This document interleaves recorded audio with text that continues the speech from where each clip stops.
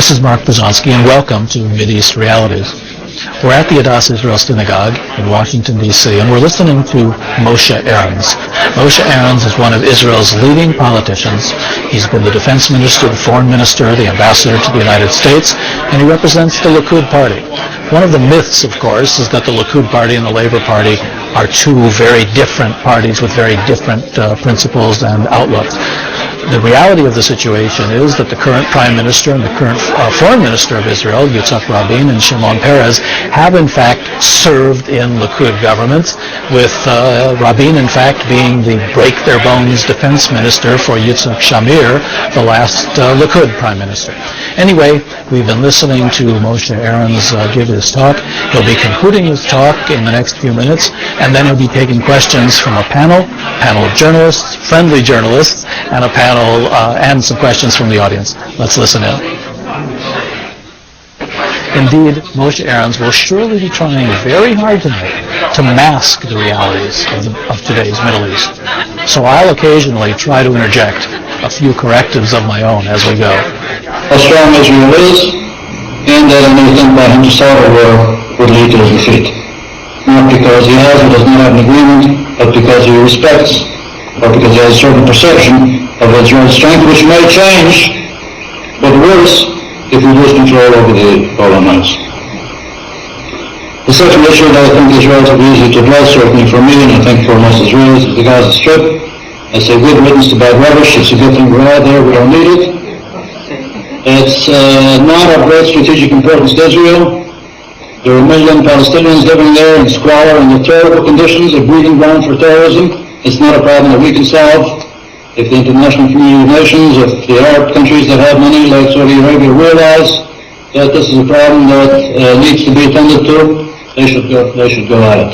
It's not something that we can handle. And I think that sooner or later, even the present Israeli government will come to the conclusion that they must seal off that area, and that with all the goodwill that we may have to help the economy of the Palestinian population living in Gaza, and the particular interest that Mr. Rabin and Peres have to shore up Yasser Arafat in Gaza by helping him economically, the population of Israel simply will not be prepared to risk the lives of our civilians in the center of our cities or on our buses in order to provide economic assistance to the Palestinian population there. So that, presumably, is easy. Nothing in the Middle East is easy. But as compared to the third element, and I think probably that's the one that you addressed, and that's the future of Judea and Samaria. And that's hard. That's hard. And I will preface whatever I want to say on the subject by something that I think is important to recall and nevertheless frequently forgotten. Not all problems have solutions. As a matter of fact, I think that probably the list of problems in this world that have no solutions is considerably longer than the list of problems that have solutions. Now, that's true in mathematics, but maybe especially true when it comes to human relations and the relations between peoples and the resolution of conflicts. So starting with an assumption that here's a problem, and it is, in this case, the problem of the Palestinian population in Judea and Samaria, and all we need to do is to identify that solution, and if we haven't done so, then there's something wrong with us. And if we don't accept some suggestion as being the appropriate solution, then there's something wrong with that. With us, I think, is a basic mistake. There is a almost intractable problem here, in the sense that in Judea and Samaria there are today living 1 million Palestinians. Also, by the way, 140,000 Jews. They represent more than 10% of the population. They travel the roads daily. The children are being bused to school daily. Aside from the 140,000 Israelis who live in the area, hundreds of thousands of Israelis travel through the area for one reason or another. Everybody that travels from Tel Aviv to Jerusalem on the main highway passes over the Green Line, whether he knows it or not, or enters the territory of Samaria. Anybody who takes the ultimate northern route, which today is a superhighway, just like the main highway, goes 80% of the time through Samaria. And this territory, unlike Gaza lies right in the heart and guts of Israel. It is essential, in my view, to the very security of Israel. It borders on the population centers of Israel, on Jerusalem, on the outskirts of Tel Aviv. The meaning of this, by the way, is becoming very clear even to the Rabin government, in the sense that they don't seem to be prepared at this time to implement the second step of the Oslo Agreement, namely doing in Judea and Samaria what they did in Gaza, putting out the Israeli army, redeploying the Israeli army, and turning it over to the PLO police force in quotation marks. Hardly anybody in Israel is prepared today to envisage the implementation of that, because they're not prepared to envisage the predictable consequences of that happening. So, what do you do with a situation where the control over the area is essential to Israel's security? Nevertheless, there are 1 million Palestinians living in the area who are not citizens of Israel, who don't want to be citizens of Israel, and who most Israelis do not want to be citizens of Israel. I have no quick solutions to that. I think it's a problem that needs to be worked, with attention being given to the plight of the Palestinian population, to their aspirations, but in no way neglecting the security needs of the State of Israel. Some indication of the lack of answers in the Paris Rabin camp has come from Mr. Rabin himself these last few weeks. Our Prime Minister, Mr. Rabin, in what seems to me an act of desperation, has begun to talk about separation. Separation between Jews and Arabs. After the Beth-lived incident, an incident in which 21 young Israelis were killed, by the way, an incident that was met by jubilation by masses of people in Gaza, Mr. Rabin appeared on Israeli television and said, what we need is separation, afadah. Separate the Jews from the Arabs. Well, it can't be done. He may have addressed some inner feelings in most Israelis who feel that they would be more secure if Arabs were not walking the streets of Tel Aviv or Jerusalem. But we have 800,000 Arabs living in Israel itself, who are citizens of the State of Israel. We have 170,000 Arabs living in Jerusalem. Mr. Rabin is obviously not suggesting that Jerusalem be divided between a Jewish Jerusalem and an Arab Jerusalem. However, he says we have 140,000 Jews living in Judea and Samaria. Does he want to transfer out Arabs? Does he want to transfer out Jews? I don't think he has seriously addressed the question. I don't think he seriously means to implement it, but it's just an indication of just how difficult the problem is that we're grappling with. So I'm sorry if I'm not giving you a definite solution to this problem. I don't have a definite solution to this problem. As an Israeli, as a former defense minister, I feel I must pay attention first and foremost, not only, but first and foremost, to the security of the State of Israel and the people who live in Israel.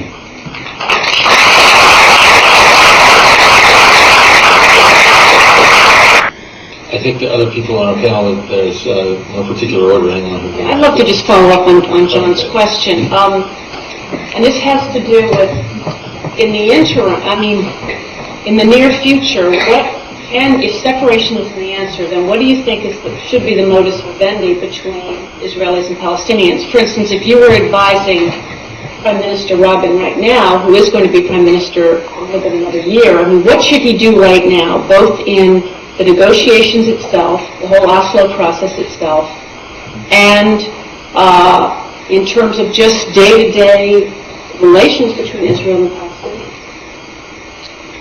Well, at the risk of repeating myself, I think the Gaza Strip should be sealed off. Yes. I know that that's difficult, it's tragic for the population living there, but I really see no other alternative. I think as regards Judea and Samaria, it should not be turned over to the Palestinian police force. I think that would have tragic consequences. I hate to predict the worst, but it's bound to lead to a tremendous increase in terrorism and victims of terrorism, and will probably stall the whole peace process for an extended period of time. So that's a problem that I think simply needs to be worked, and time has to be given to work things out there. And as regards the Golan Heights, For instance, you have said that you don't think Yasser Arafat, and certainly has not been elected by the people on the ground. How might an Israeli government engineer the circumstances in which an election could be held when as I understand it, the Palestinians refuse to hold elections, or the PLO certainly refuses to stand behind any elections as long as the police force is there. I mean, there's this sort of stalemate. I think that's probably not the real problem, and if the fact that say the Israeli army has a presence in the area, and I think if for the moment you ask yourself the question, if elections were held amongst the Palestinian population, under what circumstances would they be free and democratic or more free and democratic? In the presence of the Israeli army, or would the Israeli army pull out? I think the answer is incontestable in the presence of the Israeli army. In fact, if the area is turned over to Mr. Arafat, I think we can guarantee that these elections will not be free and democratic elections. The Arab world generally doesn't have a tradition of free and democratic elections, and Mr. Arafat certainly has no experience, and I think no desire in carrying out free and democratic elections. So that's not really the obstacle. The obstacle to having free and democratic elections is Mr. Arafat and the Hamas, the fact that there are elements amongst the population, organized elements of the population, who terrorize the population. During the period that I was defense minister, I tried to move the area towards holding elections because, as I pointed out in the peace initiative which I authored as foreign minister, we wanted to negotiate with the elected representatives. And the problem that I faced in bringing about democratic elections was that people were afraid. People were afraid to be candidates. I would talk to intellectuals. There are lots of bright people with leadership potential amongst the Palestinian population, and I would say to this or that man and woman, would you be ready to be candidate? And he would say, no, I'm afraid my wife won't let me. They're going to kill me. And it is that problem which is not at all easy to overcome, but it is that problem that has to be overcome in order for elections to be held, which I think are an essential element in moving the peace process forward. Now, any encouragement that's given to the PLO, such as the encouragement that was given by the Bush administration to the PLO at a time when we were trying to move towards elections in the area, of course makes the holding of elections difficult, if not impossible. Because when people in the area, when Palestinians on the ground see that Arafat and his people are getting support from the government of the United States, why should they stick their necks out to run an election? Likud had its hopes pinned for the longest time on King Hussein. He came through, but too late for Likud. And you, I think, had trouble defining, and maybe you didn't want to define, what these elections would lead to, because on the one hand, you spoke of Israel, I mean the government, the Likud government, spoke of keeping Judea and Samaria. On the other hand, doing something to give Palestinians an expression of autonomy. Having seen what you've seen now, where would those elections lead? Those people are still citizens of Jordan. Do you see some sort of a division on a long plan? Do you see the Palestinians just having municipal control, but Israel retaining sovereignty? Can you look down the road a little bit, again, seeing Likud coming back, which doesn't seem impossible? Seeing Likud coming back, and again, you'll be calling for elections, and the question is going to hit you right back up front. Elections to do what? The primary point of elections, in my view, was and continues to be electing representatives of the population with whom we can negotiate. And as I said before, if it turns out that the elected representatives do not want to negotiate or do not want peace with Israel, then that, to some extent, will simply be an affirmation of the facts that exist on the ground, that the population is simply not ready to make an agreement with that. But you mean peace without state? Pardon? You clearly mean peace without state. Well, so now you ask me, what if it turns out that the elected representatives are prepared to sit down and negotiate with us? What would be the final results of those negotiations?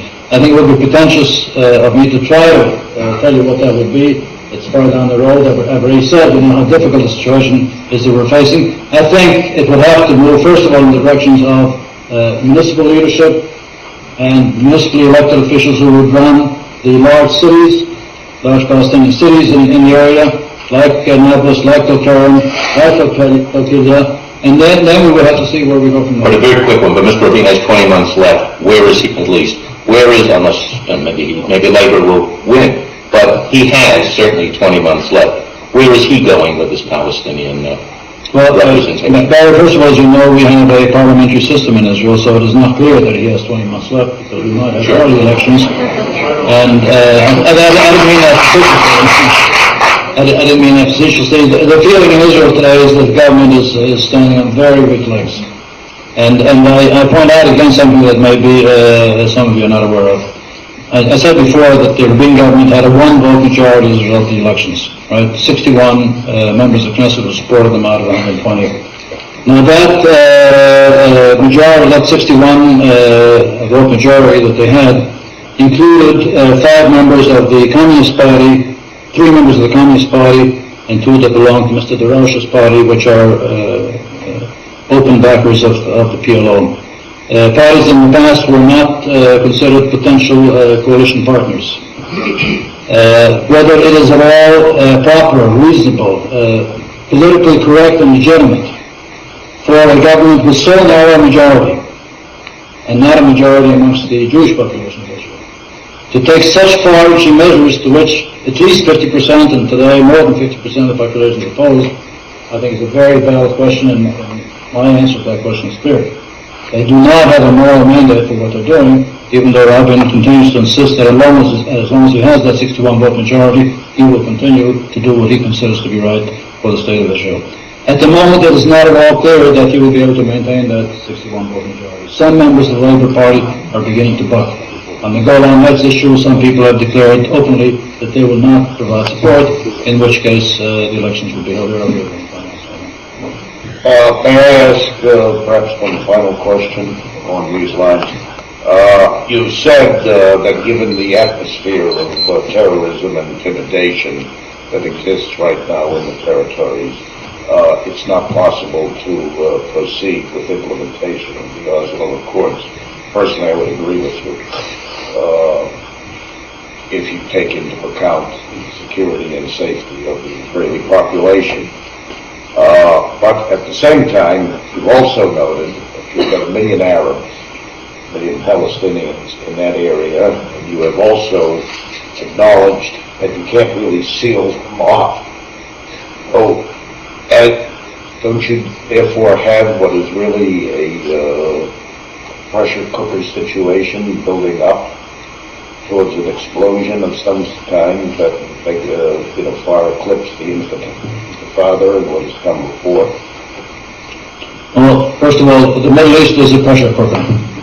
Has been and is, and I dare say will continue to be, because of the very unwieldy demographic and cultural structure that characterizes the Middle East. But I would like to be specific in addressing your question, John. The great disappointment, I think, to the world at large, the Israelis generally, the Israelis who supported the Oslo agreements particularly, is the fact that the Oslo agreements were followed by a tremendous upsurge in the rate of terrorism and the casualties.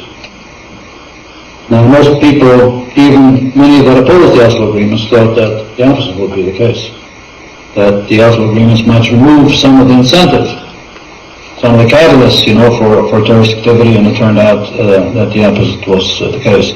You may recall that Mr. Rabin on the White House lawn, in that famous or maybe infamous handshake with Yasser Arafat, said this spells the end of bereavement, the end of Israeli mothers having to mourn the death of their sons.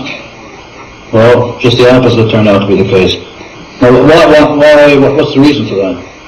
And I would say in very concrete terms, I don't presume to know all of the answers to that terrible development, but in very concrete terms, the Israeli army moving out of Gaza, in effect, brought about, in large measure, if not totally, the loss of intelligence that was available to us on the organization of terrorist activities in the past. When the Israeli army was in Gaza, the Israeli security services were in Gaza, they had lots of contacts in the Palestinian population. They had a fairly large number of Palestinians who assisted the Israeli security services, who have been called pejoratively collaborators in quotation marks.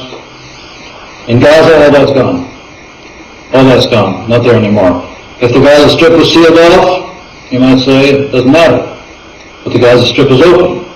And it's in the Gaza Strip that these terrorist attacks, at least the recent ones, have been engineered, and the people have been recruited and trained and sent out to do the suicide bombing.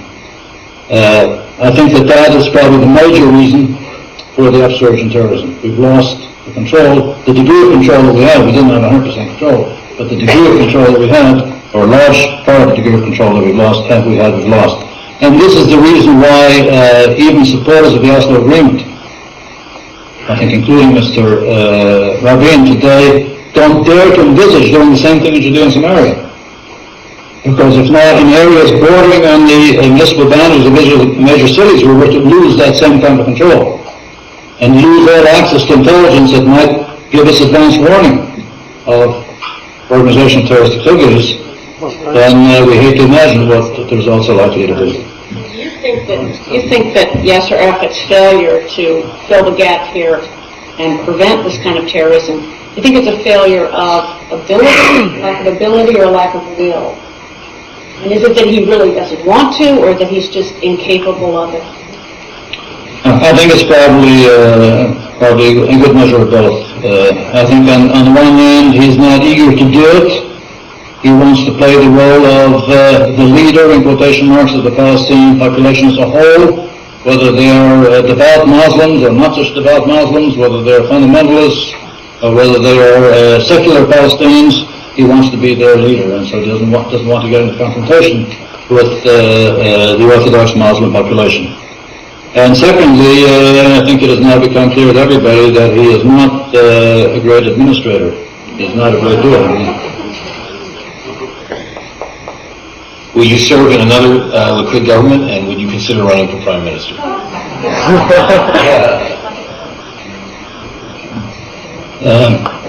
I believe in service. I don't believe in servitude. I didn't believe I deserve a life sentence. I think 18 years in the political arena in Israel, which is pretty tough. Of course, it's been a great privilege, but I think that's enough. I'm on my 7th career now. Mr. Ahrens, this is not a question. I rise because there's a synagogue in which I grew up and observed the outside there twice a year. And I'm shocked by one of your remarks referring to the people who live on the Gaza Strip. You said good riddance to bad rubbish. That statement implies a sense of superiority on the part of Israeli Jews vis-a-vis Gaza Arabs. These are people who've lived in that area ever since the war, who've lived in poverty, who are there essentially as wonderful victims, as refugees. And sir, for you to refer to these people as rubbish, I think is highly offensive. We have a procedure for asking questions at any round. Certainly give. Well, that's okay. I'll respond. And I'm sorry if my remark was misinterpreted. I certainly didn't mean the people living in the area, and I'm fully aware of the tremendous tragedy that represents the million population of Gaza. I've visited Gaza umpteenth time as defense minister. I used to go down there at least twice a week. Did whatever I could to alleviate the situation, which in the final analysis was really very little. What I meant was that it's a big burden in Israel, and it's something that we cannot handle. It's much too big on us. And so as far as we're concerned, it's best to be rid of it and let those countries that have the wherewithal and that really have an obligation to assist these refugees, let them do the job. If we can assist in some manner, we will. I know that Mr. Peres is going around the world trying to collect funds for the Palestinians. I don't think he's going to be successful. I don't think that can solve the problem. But I didn't mean it in the pejorative sense that you thought I did. Well, you may not have. The word rubbish is not the same idea.